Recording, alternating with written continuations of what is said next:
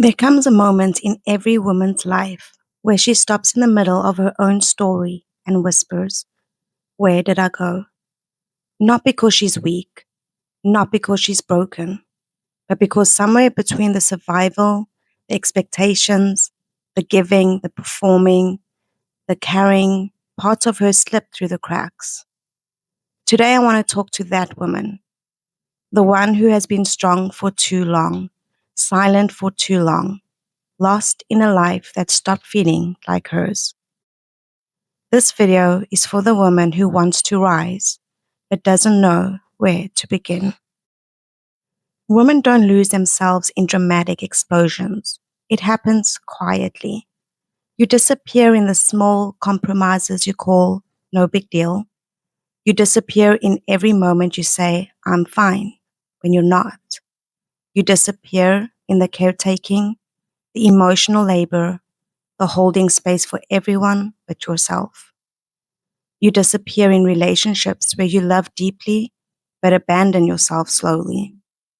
You disappear in the pressure to be soft but not fragile, capable but not intimidating, loving but not needy, strong but not too much, quiet enough to be loved, small enough to be accepted.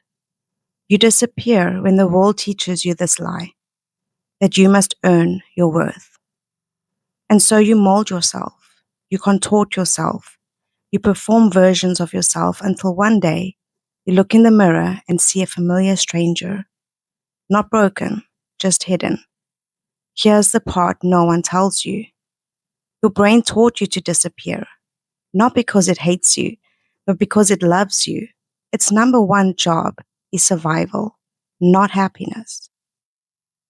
From ages 0 to 12, your brain absorbs everything like truth: tone, silence, punishment, approval, emotion, absence, chaos, peace, roles, and expectations.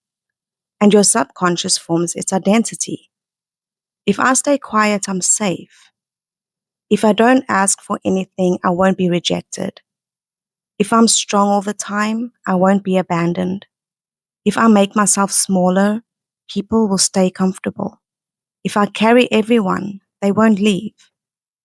This is called adaptive identity formation. Your brain sculpting you into whatever version kept you safe. You didn't choose this version, you inherited her. And here's the wildest part: 95% of your daily behavior is driven by this unconscious identity. Your nervous system reacts to old stories as if they're happening now. Mirror neurons make your brain believe repeated narratives are reality. Writing and imagining a new story literally rewires your neural pathways. So when you feel lost, you're not lost. You're running a story your brain created when you were a child. Your identity is not broken, it's outdated. Modern women think they're alone in this, but ancient mythology has been telling the story for thousands of years. There is not a single goddess, not one, who rises without first losing herself. Inanna, stripped of her identity, descending into the underworld naked, dying before she rises. Persephone, taken, silenced, transformed, returning as a queen. Ereshkigal, sitting in her darkness, grieving, raging, erupting, unseen but powerful. Lilith, refusing to bow, exiled, misunderstood, demonized, but never losing herself.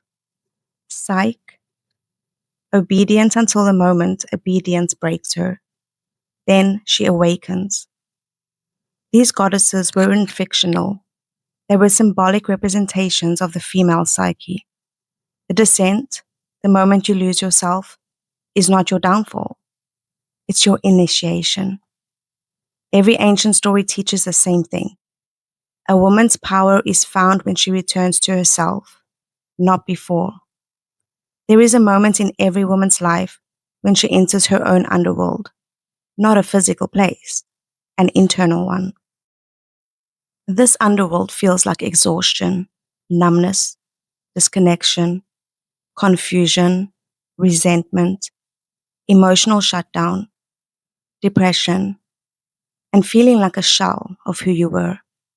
This is not weakness, this is descent. Your psyche is saying, something is wrong. This version of me is no longer sustainable. I can't keep disappearing. This is the moment Inanna faced, the moment Persephone faced, the moment every woman who chooses to awaken must face. And this underworld is sacred because it is the place where your old identity dies. The pleaser, the good girl, the strong one, the caretaker, the woman who carries, the woman who stays quiet, the woman who shrinks. She served you once. She kept you alive. She deserves gratitude, but she cannot walk you into your next becoming. A woman rises when she finally understands this truth. You are not the version of you that learned to survive. You are the version waiting underneath. Before I proceed with the 3-part process on returning to your true self, I want to let you know that I do have free journal workbooks on my webpage, and I'll link it in the description. So, the returning is a 3-part process. The first is naming the truth. The moment you say, I abandoned myself and I'm done doing that, your story begins to change. Identity cannot transform without truth. Second is reclaiming the self. Ask yourself, what parts of me did I lose along the way? What did I silence to keep the peace? What did I shrink to be loved? What did I pretend not to want? Your voice comes back in whispers first. Whispers turn into truths. Truths turn into boundaries. Boundaries turn into identity. Then the third is rising as the new woman. The woman who rises is different.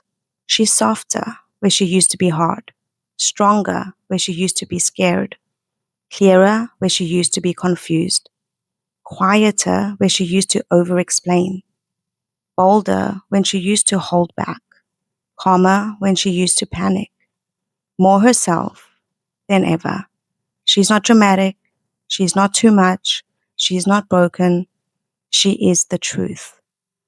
And that is the moment your life begins to shift. You have not failed, you have not lost your chance, you have not ruined your life. You were surviving, you were adapting, you were carrying more than anyone knew. And now, you are waking up. The woman you lost is not gone. She is waiting.